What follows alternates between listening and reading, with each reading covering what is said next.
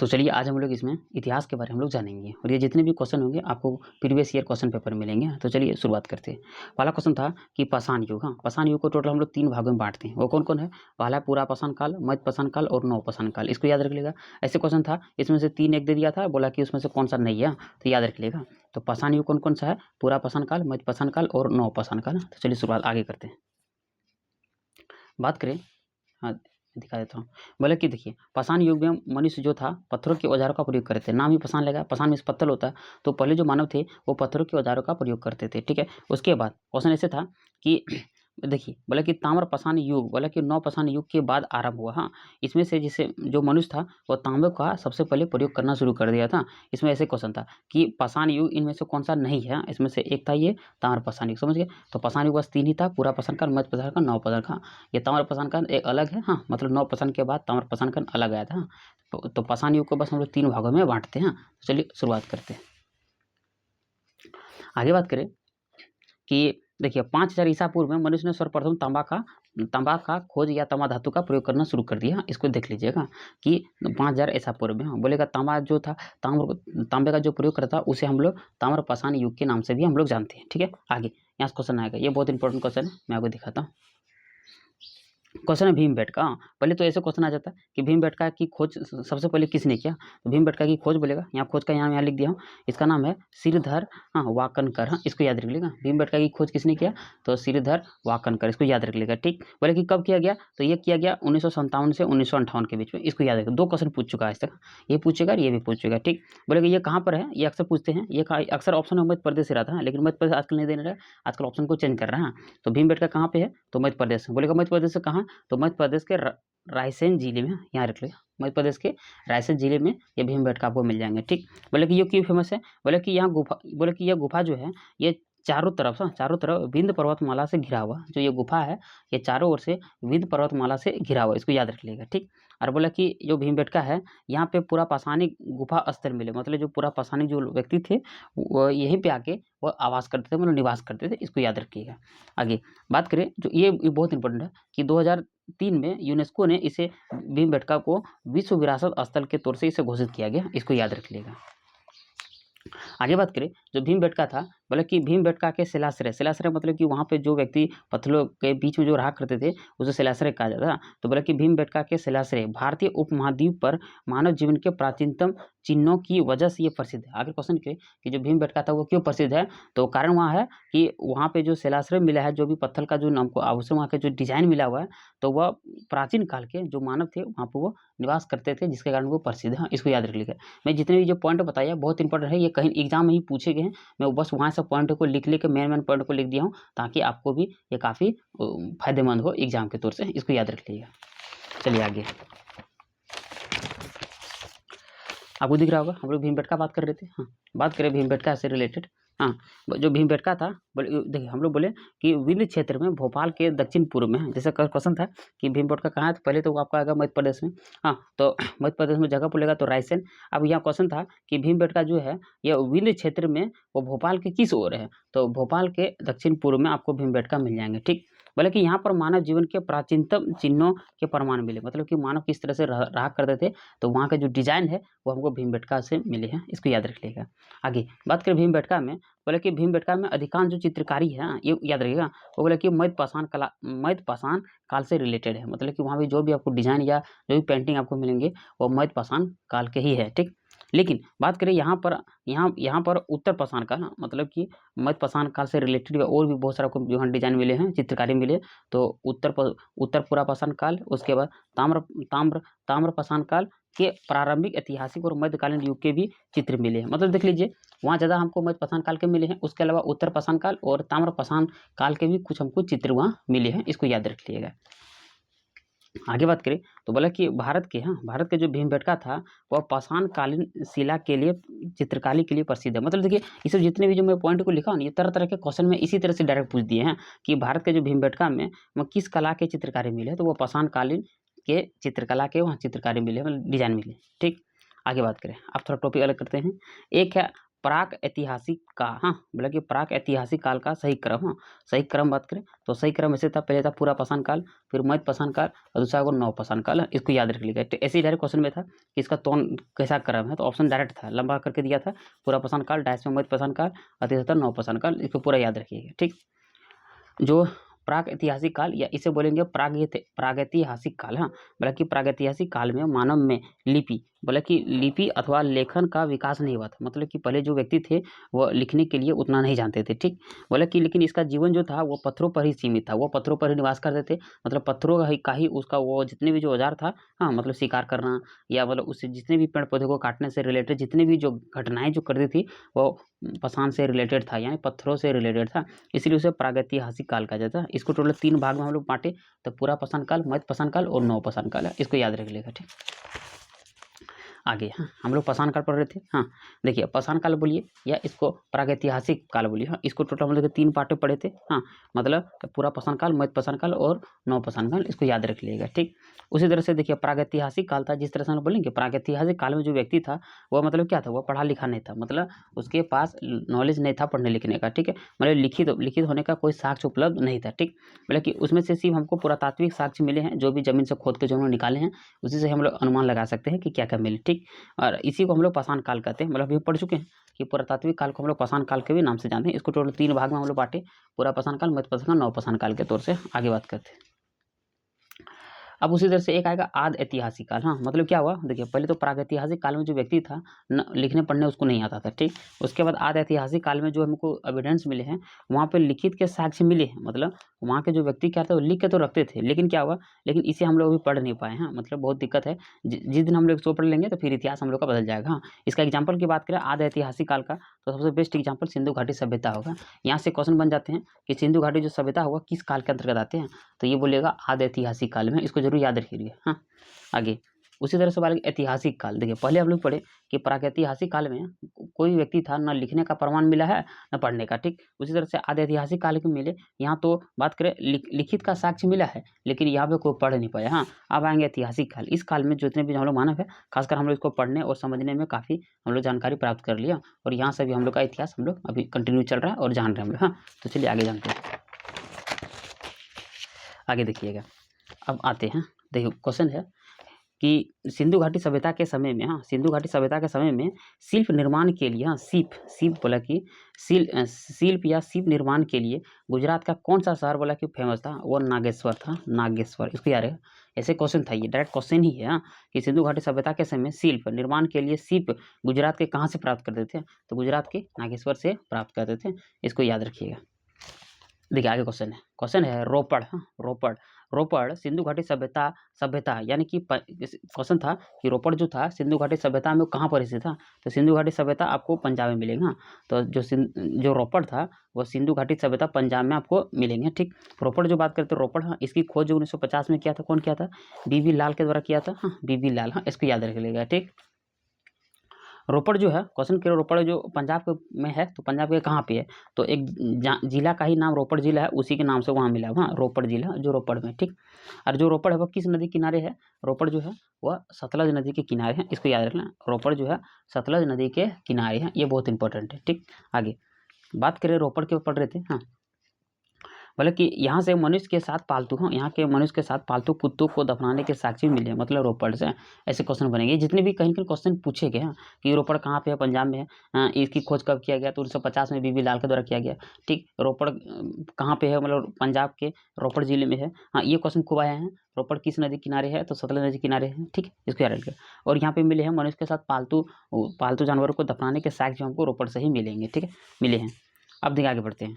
Question था कि हड़प्पा की अधिकांश मानक मोहरे, हाँ इसका नाम था, ये तो याद पड़ेगा, ये तो इंग्लिश में यही तो लिखा हुआ था कि हड़प्पा की जितने भी जो मानक मोहरे थे उसे किस नाम से जाना जाता था, तो वह था सिस्टटाइट। हाँ सिस्टटाइट, हाँ ऐसे पड़ेगा सिस्टेटाइट। हाँ या देखिए ऑप्शन में सेल खड़ी नहीं लिखा हुआ था, डायरेक्ट इंग्लिश वाला ही लिख दिया था, इसलिए आप ईठो ही पढ़ लीजिएगा, सिस्टाइट। हाँ मतलब कि सिस्टटाइट। हाँ बोले देखिए सिस्टाइट नामक मुलायम पत्थरों से बनी थी। मतलब कि क्वेश्चन था कि हड़प्पा में जो मोहरे मिला था, हाँ वो बोले कि किस पत्थर से बना हुआ था, तो वो पत्थर जो था वो सेल खड़ी था, हाँ, हम लोग जानते हैं, लेकिन सेलखड़ी ऑप्शन में था ही नहीं, और इंग्लिश वाला लिख दिया था, वो है सीस्ट ए टाइट। हाँ, इस टू याद रखिए, वो इस पत्थर के नाम से बना हुआ था। ठीक, ये जो बोलता है कि जो मोहरे था वो 2/2 के वर्गाकार के फॉर्म में ये है, मतलब 2/2 के फॉर्म वर्गाकार के फॉर्म में है। ठीक है, 2x2। अन्य की मोहरे बात करें, बहुत सारे मोहरे भी हमको मिले हैं। तो जो सबसे पहले दूसरा जो मिला है वो है कचली मिट्टी के मिले हुए हैं, उसके बाद चट के भी मिले हैं, और गोमट मिट्टी के भी हम मोहरे मिले हुए हैं। लेकिन बस अब इतने रह गया कि जो मोहरे हमको वहाँ से मिले हैं वो उसका नाम जो था वो सेलखड़ी से था। इंग्लिश में याद रखिएगा, सिस्टाइट। आगे देखिएगा, हम लोग मोहरे पढ़ रहे थे, बोला कि सभी मोहरों में जानवरों के तस्वीर और चित्रमय लिपि में कुछ न कुछ लिखी गई है। मतलब कि देखिए, हम लोग जानते हैं कि हम लोग अभी सिंधु घाटी सभ्यता के बहुत सारी चीज़ों को हम लोग पढ़ नहीं पाए हैं, क्योंकि जब देखिए, जब तक हम लोग पढ़ नहीं पाएंगे हम लोग अनुमान नहीं लगा सकते कि आखिर वो जो मोहरे यूज हो रहा था वो किस क्षेत्र के लिए हो जा रहा है। ठीक है, बोले कि जितने भी मोहरे मिले हैं उस मोहरे में कहीं न कहीं जानवरों के तस्वीर और चित्रमय लिपि से कुछ न कुछ उसमें लिखे हुए। ठीक, और बोला कि उस मोहरे की बात करें, उन मोहरों में बहुत सारे जानवर के चित्र जब मिले हैं तो आखिर कौन कौन जानवरों के चित्र मिले हैं, तो उसमें से बाघ हो गया, हाथी हो गया, वृषभ हो गया, गेंडा हो गया, भैंस, हिरन, खरगोश, बकरा, इन सब जानवरों के चित्र आपको मिले हुए हैं। इसको देख सकते हैं, देख लिए। चलिए आगे, क्वेश्चन है धोलावीरा। हाँ, क्वेश्चन आता है धोलावीरा किस राज्य में? तो धोलावीरा आपको गुजरात में मिलेंगे। हाँ, गुजरात में। बोला कि ये जो गुजरात है, गुजरात कहाँ पर मिलेंगे? तो गुजरात के कच्छ जिले के भचाऊ में मिलेंगे। हाँ, भचाऊ में एरिया मिलेंगे। हाँ, मतलब कि गुजरात के कच्छ जिले के भचाऊ में मिलेंगे। ठीक, बोले कि इसकी जो खोज की कौन की गई थी? धोलावीरा की। इसकी जो खोज की थी जगतपति जोशी के द्वारा की गई थी। कब की गई थी? 1968 के द्वारा, मतलब धोलावीरा का खोज किया गया था। ठीक, बोले कि आखिर जो धोलावीरा था यहाँ पर क्या क्या मिला है? तो यहाँ पे हमको टेराकोटा मिला है, बहुत सारे मिट्टी के बर्तन मिले हैं, मोती मिला है, सोने मिले, बोले कि तांबे के गहने मिले हैं, जानवरों की बहुत सारी मूर्तियाँ मिले, बहुत सारे हथियार मिले, उपकरण मिले, और कलश मिले। हाँ, ये सब याद रख लेगा। ये सब कहाँ से मिले हमको? धोलावीरा से मिले। हाँ, याद रख लेगा। मेन इंपॉर्टेंट है कि इसका खोज किसने किया था? जगतपति जोशी के द्वारा। ये कहाँ पे है? गुजरात में। अक्सर यही पूछते हैं, धोलावीरा कहाँ है? तो गुजरात में। आगे चलिए, धोलावीरा हम लोग पढ़ रहे थे। बोला कि धोलावीरा को जुलाई 2021 में, जुलाई 2021 में 40वें विश्व धरोहर स्थल के तौर से इसे घोषित किया गया। मतलब धोलावीरा को यूनेस्को के विश्व धरोहर स्थल के तौर से इसे घोषित भी किया गया है। 40वां धोलावीरा बात कर रहे थे। हाँ, जो हाँ, धोलावीरा था। बोला कि धोलावीरा प्रति सूची में शामिल होने वाला सिंधु घाटी सभ्यता का भारत का यह पहला स्थल था। मतलब इसे इसे यूनेस्को के वर्ल्ड हेरिटेज साइट में घोषित करने में भारत का यह पहला स्थल था, धोलावीरा। हाँ, ठीक। आगे बात करें, अब आते हैं मोहनजोदड़ो से रिलेटेड। ठीक, मोहनजोदड़ो। हाँ, ठीक। मोहनजोदड़ो। हाँ, बोले कि मोहनजोदड़ो में पाया गया विशाल स्नानागार। देखिए, मोहनजोदड़ो में, हाँ, जो विशाल स्नानागार था, ये डायरेक्ट ऐसे पूछते हैं कि मोहनजोदड़ो में विशाल स्नानागार जो है, हाँ, वो क्या था? बोले कि वह एक आयताकार टैंक था। वह आयताकार एक टैंक था। लेकिन ऐसे उल्टा ही क्वेश्चन पूछते हैं कि जो विशाल स्नानागार है वो कहाँ मिला है? तो मोहनजोदड़ो में मिला। ठीक, विशाल स्नानागार जो था एक क्या था? एक आयताकार टैंक था। ऑप्शन में था वर्गाकार था, आयताकार था, हाँ, ऐसे था। तो आयताकार टैंक था, इसको याद रखिए। ठीक, बल्कि मोहनजोदड़ो सिंधु घाटी सभ्यता का सबसे बड़ा स्थल था। मतलब स्थल था, सिंधु घाटी सभ्यता जो मोहनजोदड़ो था वो सबसे बड़ा स्थल था। ठीक, बल्कि इसकी खोज 1922 में राखल दास बनर्जी के द्वारा किया गया था। इसको याद रख लेगा, मोहनजोदड़ो की। ठीक, जो मोहनजोदड़ो था, बोला कि यहाँ से हाँ, पशुपतिनाथ की मूर्ति या 3 मुख वाला देवता की मूर्ति भी हमको मिली है। मतलब देखिए, पहले तो स्नानागार मिला। यहाँ पे देखिए, मोहनजोदड़ो से स्नानागार, अन्नागार, और ये जो है ऐसे बहुत सारे मिले हैं, लेकिन मैं जो यहाँ लिखा हूँ वही बताना चाहता हूँ कि यहाँ से आपको पशुपतिनाथ की मूर्ति या 3 मुख वाला देवता की भी मूर्ति आपको मिले हैं। कहाँ से? मोहनजोदड़ो से। इसको याद रख लीजिएगा। बात करें आगे, देखिए 1920 और 21 के आसपास, हाँ, आसपास जो रावी नदी है, रावी नदी के किनारे खुदाई के दौरान हड़प्पा शहर मिला था। क्वेश्चन ऐसे था कि 1920-21 के आसपास रावी नदी के किनारे खुदाई के दौरान कौन सा शहर मिला था? तो वो हड़प्पा शहर मिला था। ये याद रखिए, हड़प्पा। तो ऐसे करके हड़प्पा किस नदी के किनारे है? रावी नदी के किनारे है। इसको याद रख लीजिएगा। ठीक, जो हड़प्पा है मैं लिख दिया हूँ, हड़प्पा जो है वो रावी नदी के किनारे आपको मिल जाएंगे। आगे हड़प्पा को कहाँ मिलेंगे? अगर हड़प्पा की बात करें, हड़प्पा जो मिलेंगे वो पाकिस्तान के मोंटगोमरी जिले में आपको हड़प्पा मिल जाएंगे। इसको याद रख लीजिएगा। ठीक, इसका जो उत्खनन करता था, मतलब इसका हड़प्पा की खोज किसने किया? इसका जो खोज किया दयाराम साहनी और माधो स्वरूप वत्स के द्वारा किया गया। इसको याद रख लीजिएगा। ये बहुत पूछे कि इसका जो खोज किया था दयाराम साहनी और माधोराव वत्स के द्वारा किया गया था। ठीक, मैं थोड़ा पानी पी लेता हूँ।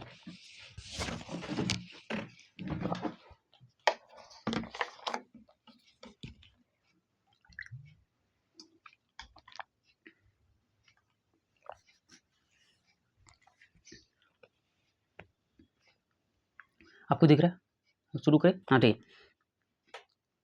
देखिए बोलता हूँ ना तो गला सूख जाता है, इसीलिए चलिए देखते हैं। हम लोग मोहनजोदड़ो पढ़ रहे थे। हाँ, बोला कि मोहनजोदड़ो में, हाँ मोहनजोदड़ो जो सिंधु घाटी सभ्यता का एक शहर था, ठीक। उसे मृतकों का टीला, बस ऐसे आप ईटू पढ़िए खाली। हाँ, कि मृतकों का टीला किसे कहा जाता था? तो मोहनजोदड़ो का, बस ये तैयार करिए, ठीक। उसके बाद देखिए यहाँ लिख दिया, मृतकों का टीला किसे कहा जाता था? तो मोहनजोदड़ो को मृतकों का टीला कहा जाता था, ठीक। बोला कि यह मृतकों का टीला जो है ना, वो सिंधी भाषा का एक अर्थ है, मतलब कि सिंधी भाषा का अर्थ में मोहनजोदड़ो का जो अर्थ है वो मृतकों का टीला आ रहा है, ठीक। देखिए बात करें, मोहनजोदड़ो जो है वो दुनिया का सबसे पुराना नियोजित और उत्कृष्ट शहर था। मतलब कि एक वहाँ प्रॉपर सब चीज़ बना हुआ था, मतलब कि नियोजित और उत्कृष्ट शहर था, इसको याद रख सकते हैं। देखिए सिंधु घाटी सभ्यता का सबसे परिपक्व शहर की बात करें तो वो मोहनजोदड़ो था, मतलब कि मोहनजोदड़ो था। कि सिंधु घाटी सभ्यता का जो परिपक्व शहर था वो मोहनजोदड़ो था, नियोजित भी था और उत्कृष्ट शहर भी था, ठीक। बात करें मोहनजोदड़ो, तो मोहनजोदड़ो जो है वो सिंधु नदी के, हाँ ये तो क्वेश्चन आया भी था, मोहनजोदड़ो सिंधु नदी के किस किनारे है, दाएं या बाएं? तो मोहनजोदड़ो सिंधु नदी के दाएं किनारे है, इसको याद रखना, दाएं किनारे है।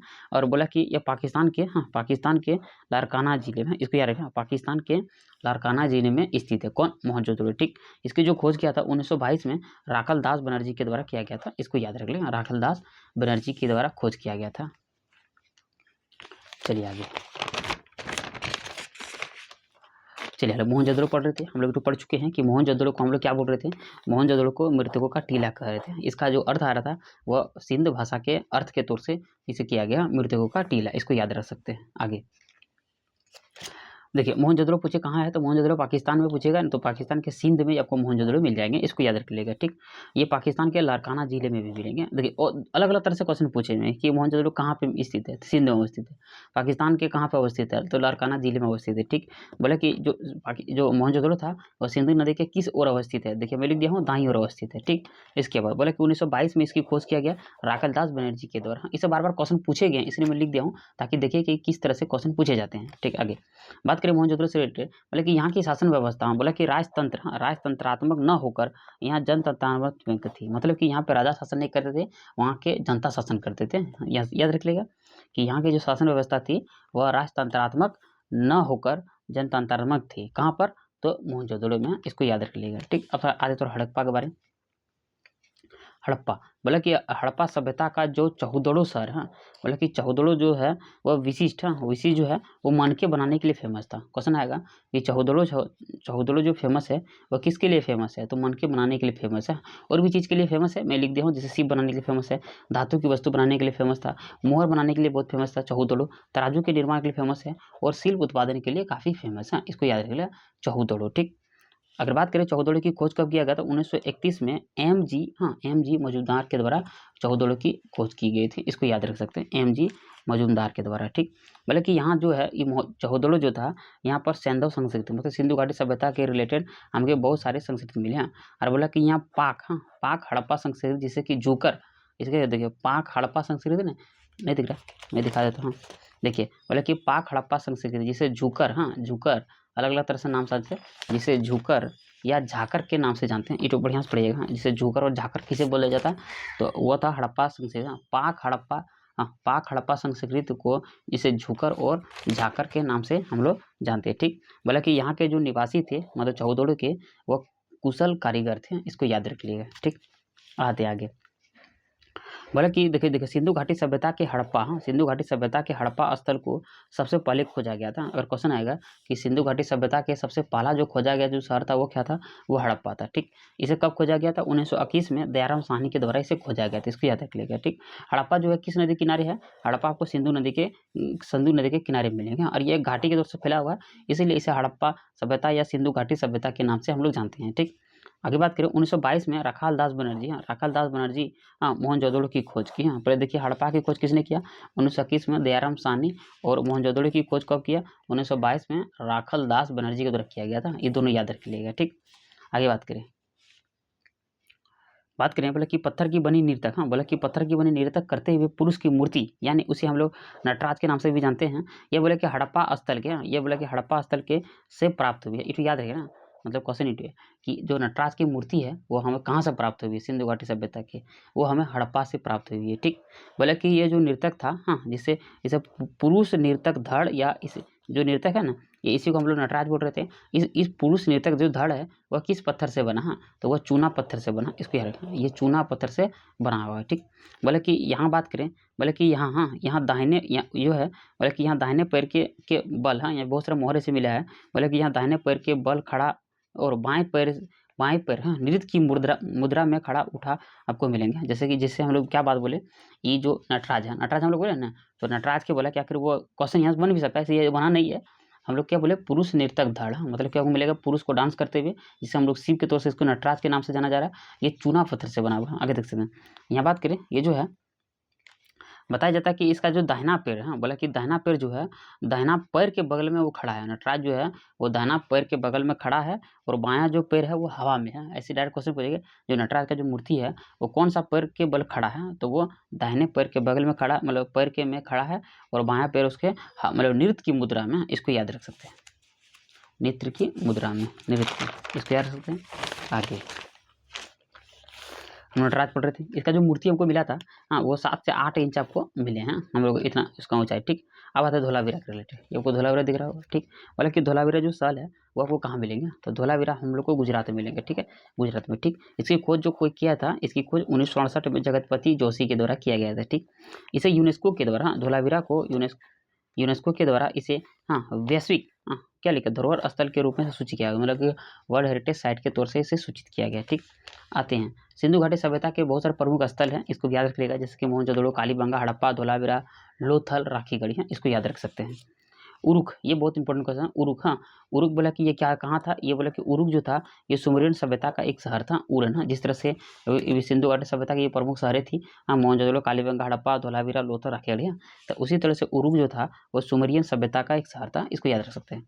आगे बात करें तो बोला कि देखिए सिंधु घाटी सभ्यता के धोलावीरा, और धोलावीरा पढ़ रहे थे, हाँ, तो बोला कि सिंधु घाटी सभ्यता का जो धोलावीरा स्थलों में, हाँ, जलाशय के साक्ष्य मिले, मतलब कि हमें जलाशय के साक्ष्य हमको अधिक मात्रा में धोलावीरा से मिले। ठीक, बोला कि जो धोलावीरा था वो गुजरात के कच्छ के रण में स्थित है, इसको कच्छ के रण में आपको धोलावीरा स्थल मिल जाएंगे। ठीक, देखिए हम इसका खोज पढ़ चुके थे, धोलावीरा का जो खोज हुआ था 1967-68 में, हाँ, जेपी जोशी यानी कि जगतपति जोशी के द्वारा इसकी खोज किया गया था। ठीक, बोले कि ये जो धोलावीरा था ये नगर आयताकार में बना हुआ, मतलब आयताकार में बना हुआ, इसको याद रख सकते हैं। यहाँ पे विशाल जलाशय की प्रमाण मिली, जो क्वेश्चन को पूछ चुका है कि विशाल जलाशय के प्रमाण कहाँ मिले हैं, तो धोलावीरा से, इसको याद रख सकते हैं। आगे तो सुरकोटदा, हाँ, सुरकोटदा, बोले कि सुरकोटदा से, हाँ, सुरकोटदा से कलश के सावधान के साक्ष्य मिले हैं, मतलब कलश से, कलश का, हाँ, कलश का जो प्रमाण हमको मिला है वह सुरकोटदा से मिला है। तो सुरकोटदा कहाँ पे है, वो गुजरात में है, इसको याद रख सकते हैं। ठीक, रोपड़ से रिलेटेड क्वेश्चन है कि रोपड़ जो है, रोपड़ से सेलखड़ी की जो मोहर मिला था, हाँ, क्वेश्चन ऐसे था कि रोपड़ से किसकी मोहर मिली थी, रोपड़ से सेलखड़ी की मोहर मिली थी, ये देख सकते हैं।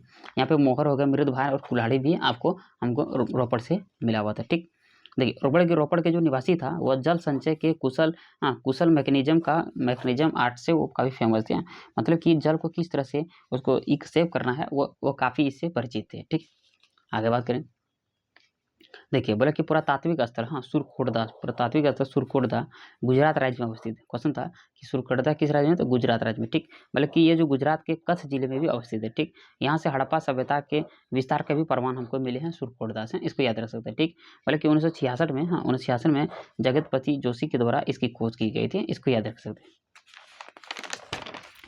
चलिए अब लास्ट है, हाँ, फिर हम लोग दूसरा पार्ट को कवर करेंगे। हम लोग गुजरात पढ़ रहे थे, हाँ, देख सकते हैं गुजरात में कौन कौन सा पार्ट है। तो हम लोग गुजरात में बहुत सारे पुरातात्विक स्थल मिले हैं, तो उसमें से सबसे पहले धोलावीरा। डायरेक्ट पूछेंगे धोलावीरा कहाँ है, तो गुजरात में मिलेंगे। लोथल आपको कहाँ मिलेंगे, तो गुजरात में मिलेंगे।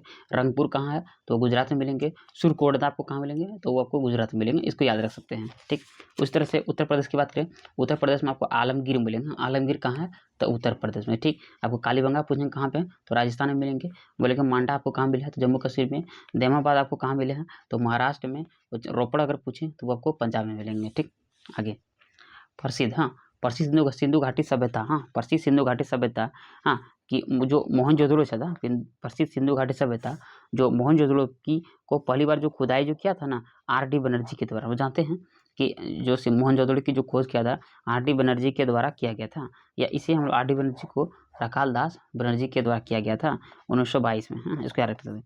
बोले कि मोहनजोदड़ो को हम लोग मृतकों का टीला के नाम से जानते हैं, हम लोग पहले पढ़ चुके हैं। ठीक, बोले कि यह पाकिस्तान के लारकाना जिले में है, लारकाना जिले के सिंधु नदी के दाईं ओर अवस्थित है, इसको याद रख सकते हैं। ठीक, बोला कि यह प्रमुख स्थल है, यहाँ पे जो मोहनजोदड़ो से बहुत सारा स्थल हमको मिले हैं, वो स्थल कौन कौन सा है देख सकते हैं। वो स्थल जो मिला था वो पहला है विशाल स्नानागार। हाँ, देख सकते हैं विशाल स्नानागार।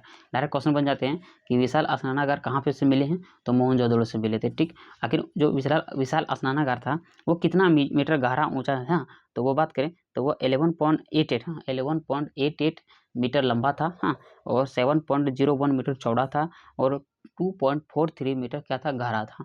ये था। तो मैं हिस्ट्री का एक पार्ट में कवर कर चुका हूँ, इसका सेकंड पार्ट में आगे लेक्चर में कवर करूँगा। मिलते हैं नेक्स्ट पार्ट में।